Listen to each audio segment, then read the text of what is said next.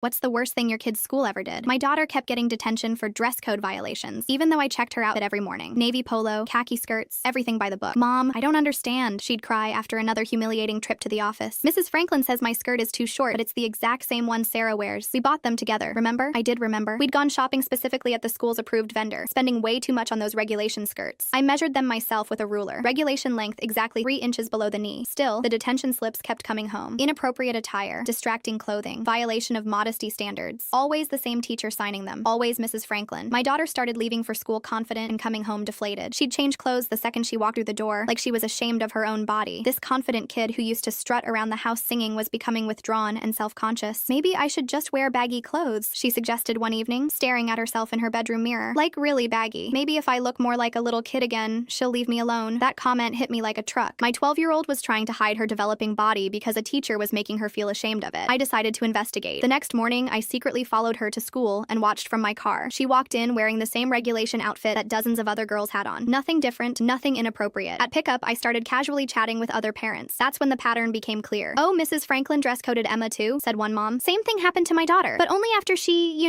gestured vaguely at her chest, hit puberty early." Another mom overheard and joined in. "Yes, my Sophia was getting detention constantly until I complained to the principal, but by then the damage was done. She begged me to buy her sports bras that would flatten her chest. My heart was breaking. This wasn't about dress codes. This was about a teacher who was uncomfortable with normal adolescent development and was punishing girls for it. The breaking point came at the school carnival. I was volunteering at the ring toss when I overheard Mrs. Franklin talking to another teacher by the dunking booth. "Some of these girls just develop earlier, you know," she was saying, watching my daughter walk by with her friends. "They can't help being distracting to the boys. That's why we have to be extra strict with them. Set boundaries early." I felt sick. She was literally targeting children for going through puberty. That weekend, I started documenting everything. I took photos of my daughter's outfits each morning before school. I kept every detention slip. I even secretly recorded her getting dressed to prove the clothes fit appropriately. Then I did something that felt crazy but necessary. I bought the exact same outfit in the exact same size and wore it to parent-teacher conferences. If it was inappropriate on a 12-year-old, it should be inappropriate on a 38-year-old, right? Nobody said a word about my clothing. I also started tracking which teachers gave out dress code violations. The pattern was crystal clear. Mrs. Franklin was responsible for 89% of all girls' dress code violations in the entire school, despite only teaching 20% of the female students. Armed with this evidence, I filed a formal Title IX complaint with the district. The investigation revealed that Mrs. Franklin had been systematically targeting girls who'd gone through early puberty for over 3 years. She'd been calling them to the front of the class to check their outfits, making them stand while she examined their clothing in front of their peers. She'd been measuring skirt lengths with a ruler during class, humiliating these kids in front of everyone. The school board was horrified. Mrs. Franklin was forced to resign immediately, and the entire district had to implement new anti-discrimination training for all staff. But the best part? My daughter walked into school the next Monday wearing her favorite outfit with her head held high. "Thanks for fighting for me, Mom," she said. "I forgot how good it felt to just be myself."